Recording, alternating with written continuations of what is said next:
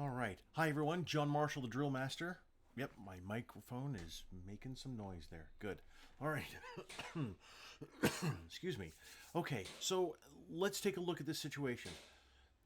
Why is this Civil Air Patrol team? They're going through the yearly competition where they go through state, region, and then national.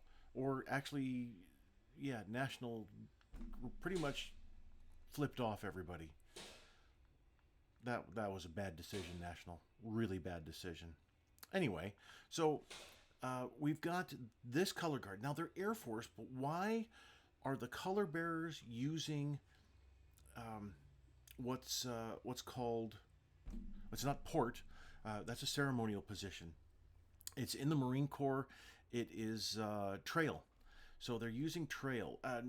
So for trail, the guards can be at port or they can be also at trail. Why would they use trail? Why not some Air Force position? Because the Air Force doesn't describe this. When we don't have the information that we need for the situation that we have, like this, you can see really low ceiling here. So when we have that situation, we go to the Army Training Circular. Army Training Circular has all kinds of information that the Air Force pamphlet relies on. See, not many people realize this, that just because it's not mentioned in the Air Force pamphlet doesn't necessarily mean that we're screwed. That's not it at all. There's reference at the very beginning of the manual, and it says depending on rifle type, but the writers didn't know what they were doing. They had no experience whatsoever, and you can tell that because of such bad writing. Anyway, but it references the Army Training Circular and the Marine Corps order. So we go to the Army Training Circular. It doesn't explain very well. Low ceiling. Okay, so let's go to the Marine Corps order. Here we go. Anywhere that there's a low ceiling, then this is the description. The using trail. And it also describes what in the ceremonial drill world is called angle port, where we take the staff and we angle it forward. We're at the position of port, and the command is bearers ready, 2, 1, 2, 3, and we angle it forward over the shoulder, the right shoulder or left, and that gets on in a big discussion of what you're actually going to do next. But we use these other manuals to decipher what we're supposed to do, and this is excellent, team. You did a great job here. All right, so let's look at what we have going on.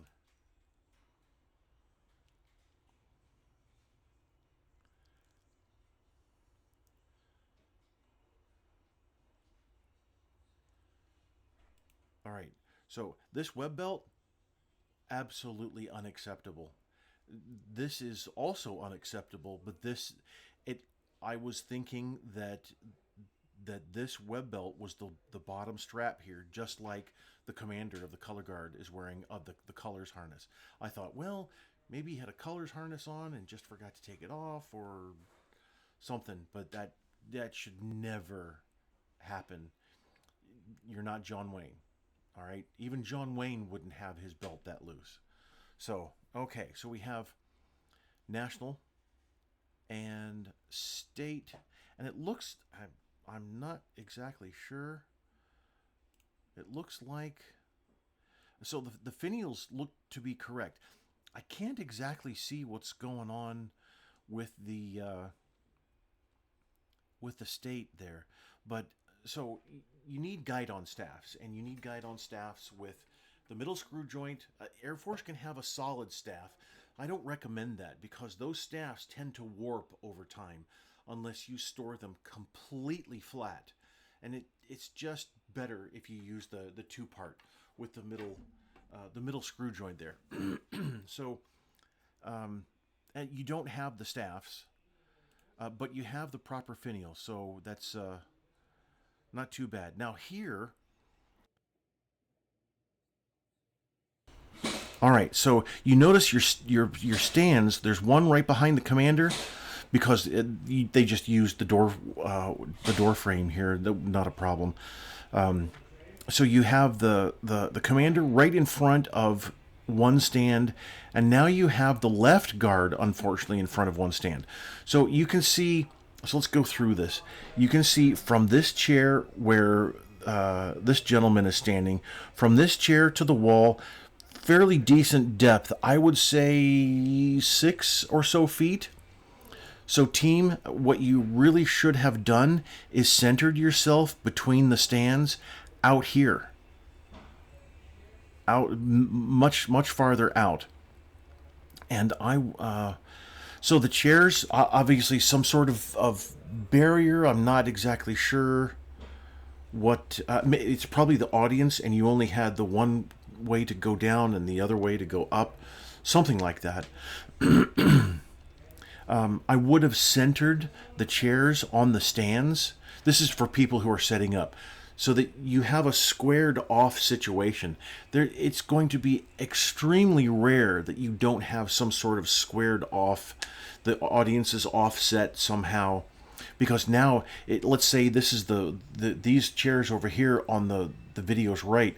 These chairs represent the extreme, the last chairs facing forward for the audience on the right. These chairs here, right in front of us, are the extreme left for the audience facing forward. So why would the audience be offset from the stands? So you've done a bit of a disservice to the color guard. I get it, making it a little more difficult, and that's fine, but that should be with layout, whether you're going to do an every left on or a center aisle snake, something like that. That's the difficulty, not an offset audience. That just doesn't make sense. It's not logical. That's like the Florida Wing years ago, having the cadets go through a winding maze of tables. That also makes no sense whatsoever. It's not going to happen. So we need to reflect reality. And there are difficult situations that a color guard needs to maneuver through that can be set up, not a problem, and it all will be logical. All right.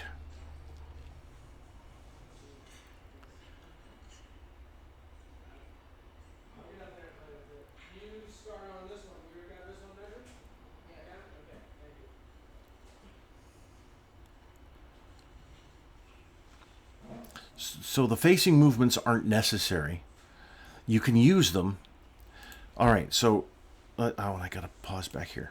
So let me go back to there. All right, this is typical for Civil Air Patrol, where the guards are left at present arms for nothing. Present arms has to be in the direction of whatever or whoever is being saluted. So the whole premise here is wrong. You're taking the ceremonial equivalent of what we do in the honor guard. You're taking that equivalent and trying to put it in the regulation drill arena. And this is not just for this team. This is for all Civil Air Patrol teams. I know that your manual, written really badly, explains all kinds of different things that you can do that the Air Force doesn't do, all right? That the Army doesn't do, the Marine Corps doesn't even do. This is one of them. So we present to the audience, we're saluting towards the audience because the state flag dips, the Americans here. Once the state flag goes back to order, in this case, then the guards go back to port. There is no more salute here. I know that you're going to salute. The state bearer is going to make that little silly facing movement and render a hand salute. That doesn't exist. All right, not unless you're directly posting, and that's described in the Army Training Circular. This is almost that situation, and you could have used it as this situation. But there's a lot of factors going on, so it takes a lot of deciphering. And I could go on and on, but I won't. This is already too long.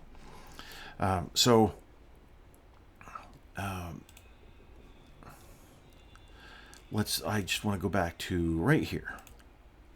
So this is an Army technique. This is fine that he pushed the staff out at present. This is good. But they used a Marine Corps technique coming in. Now they're using an Army technique. Yeah, that's fine. That's what is described in one of the three manuals. We use all three manuals to help us in these situations, and they're doing a fine job. Not bad at all. All right, so the dip though is problematic just because the staff is on the side of the shoe and you can see the staff slipping away there. So you really have to. So before you dip forward, what you need to do is, and Commander, you need to give loud commands. All right, the commands aren't just for the color guard. The commands are for everybody in the room to understand that their focus, their attention needs to be directly on the color guard. So it's present arms. And you don't have to go too far out. And I'm doing it on my office now has a concrete floor because I'm redoing the floor, but and it's not going to slip. But present.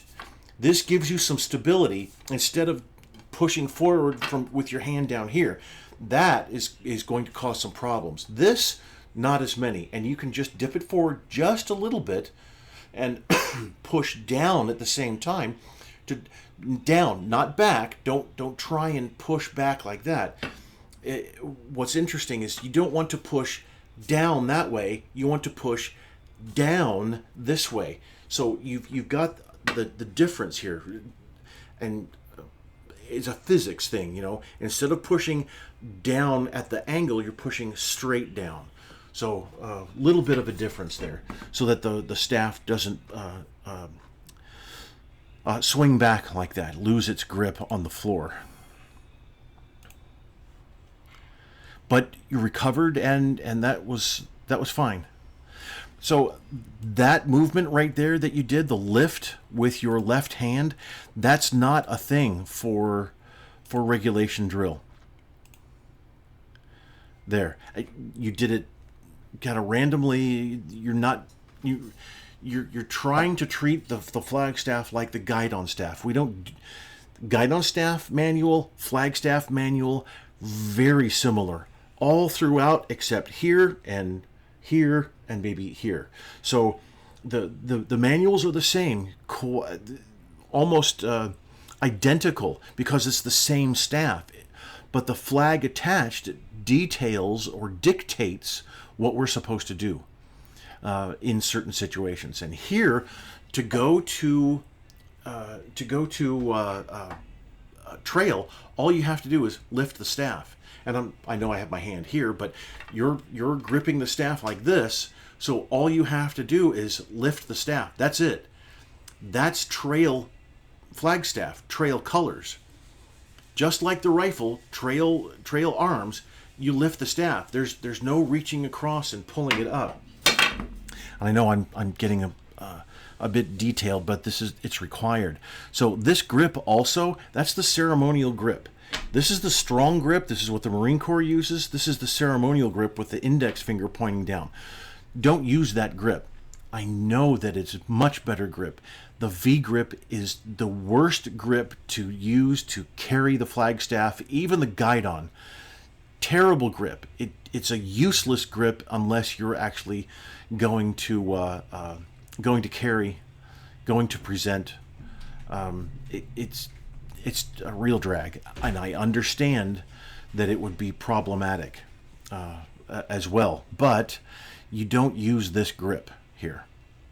I guess a case could be made for using the strong grip, just the whole hand wrapped around the staff like this, but not with the index finger pointed down. That's purely ceremonial technique. Alrighty, so you have a lack of uniformity of technique there. So what I suggest is you just march out and around. Just make a big circle. Instead of facing movements, kind of sort of flanks, half facing movements here, marching into the flag stands.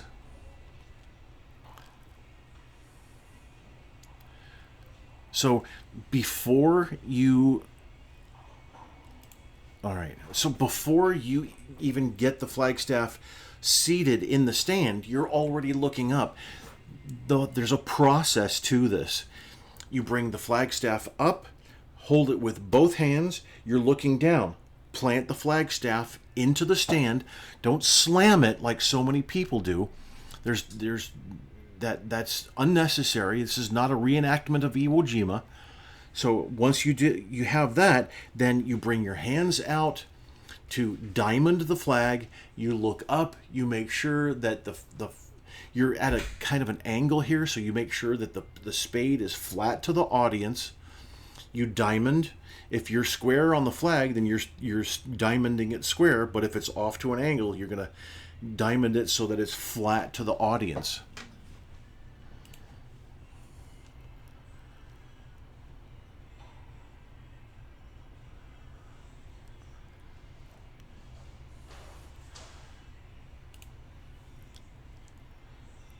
So when did the so see that just when he didn't even execute a facing movement. It was just, and it's probably might be a lack of room here, but he's just twisting and executing the salute, or he's facing that direction and posted like this, kind of twisted this way. So either way, this is, and you've got a nice dip there in your salute. So making a full circle, really, coming in to your guards. Not bad. Now see, had you, and see, they should have been at port the entire time, but had you been out here, centered on your stands, not necessarily the audience because of the weird setup, but centered on your stands, several steps, at least 2 steps away, everything else could have been much easier. It would have looked less awkward. And I would suggest that coming in, you did mark time. There. But look where the... and this is usual. When the stands are a foot apart, usually about 12 inches, having the lead guard mark time about a step past that front stand, the U.S. Stand, that's fine. Not a problem at all. This situation, though, totally different because the stands are split. And then what the state bearer did was give too much of a gap, and then not enough of a gap here for the trail guard. So let's see what they do coming out. Nice tempo there on the port.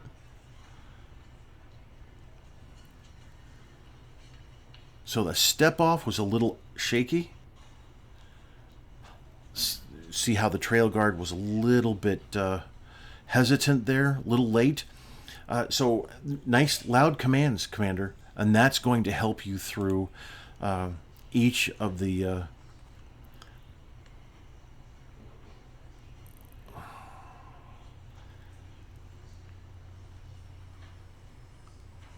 okay. All right, so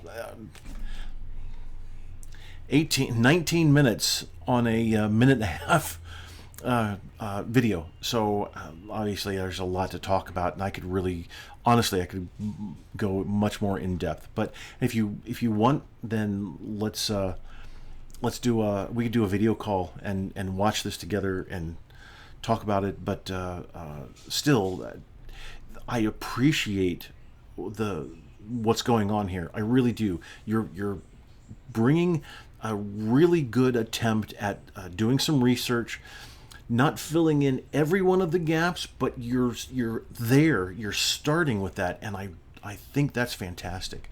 Well done, team. Really well done. Thank you very much.